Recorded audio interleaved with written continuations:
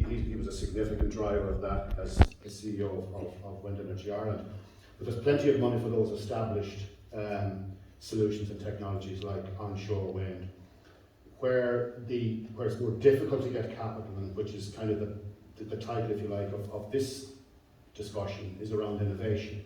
So there are two stages in the development of any technology. There's that sort of development stage, and then there's the construction or commercialization of it. There's plenty of money for the commercialization build-out. It's getting capital at this early stage is key. And that's where the difference will be made. That's where the innovation happens. And when we look at it today, that's what we're trying to raise money for, those types of businesses who are looking at sort of grid management, energy storage, geothermal, to David's point around heat, EV infrastructure. It's innovation around those which will not just sort of balance the grid, but reduce energy consumption in a very positive way. And that's a more difficult area to raise finance at the moment. The banks, with the best will in the world, won't back these guys. They will wait until the technology is established. So really what you're looking at is really your own capital, the capital that you can raise from friends and family to get the idea off the ground. And then you need to sort of look at government. And there are good grants available from the likes of Enterprise Ireland or the SEAI or the Department of Climate. There are grants available.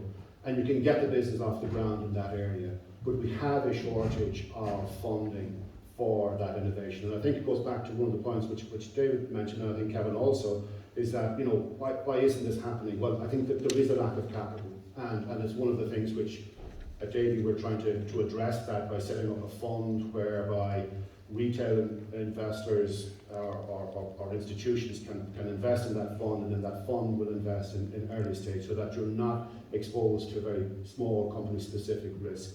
So there is a need for that to happen. At the other end, there's a need for investors to realise that there's a return to be made for investing in innovation and development. And again, I think James mentioned about the whole area around biogas. We don't subsidise biogas here. We have a great subsidy system for onshore wind and for offshore wind, and you've seen that that system develop, that industry develop, and that will become self-sustaining. And the subsidies that need to kickstart that industry will disappear, will dissipate over time as as that sector becomes self-sustaining. But we do need subsidisation to incentivise investment in things like biogas. And here, if you look right down along the west coast, and Mayo in particular, gas from grass is a really interesting concept as an alternative in terms of biomethane production for the farming industry down along the west coast. But you take it then in terms of things like green hydrogen, which, and David again mentioned, Mayo is the Saudi Arabia of Ireland, and Ireland is the Saudi Arabia of the industry. The offshore industry here, and then converting those electrons into green hydrogen, and then converting that into green ammonia. There's a fantastic opportunity for investment, and people are starting to recognise it. But we need to find ways of innovating in those areas, so that the capital will move into those areas, and hopefully we will see that industry, that venture capital, or even angel capital as we would call it, that we'd see that capital going into.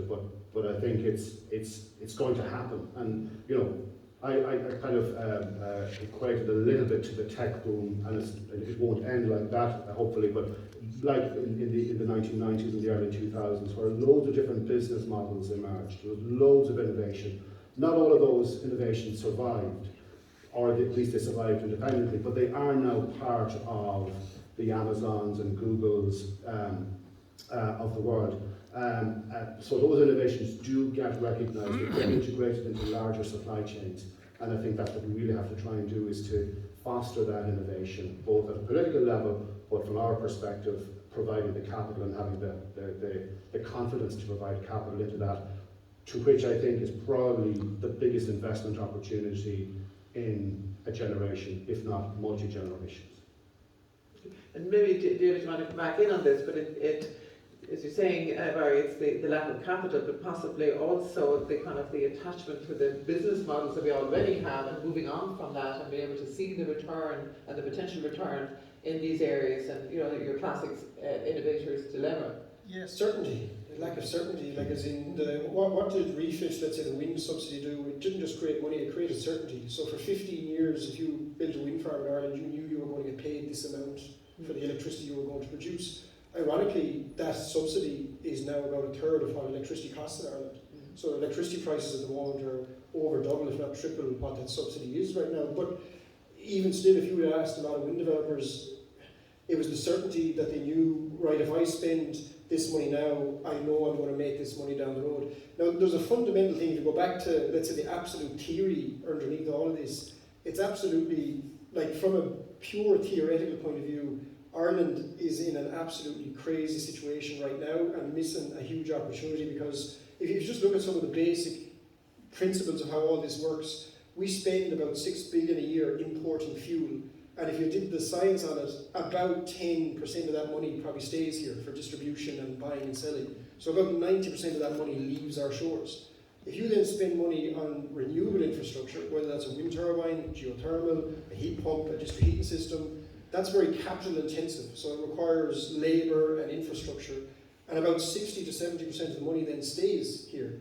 And this is why there's a very, very win-win thing going on underneath all of this. Yes, it's carbon, and that's absolutely critical, but then there's energy security, because you're now producing your own, and then there's the pure selfish economics of it. That's why the money is created, that's where the jobs is coming from. It's that your money is now staying within this boundary. So for a country to have, let's say, imports of 80-90% while we have these renewable resources all around us is an absolute own goal. Like, there's no kind of philanthropy giving that we're doing here. It's just, I suppose, inefficiency / lack of kind of capturing the opportunity. So it's absolutely there for us to grab from a win-win. It's not a sacrifice for the planet play for us. Absolutely. Great, thanks, David. And I think I'm looking at the 1 minute to go.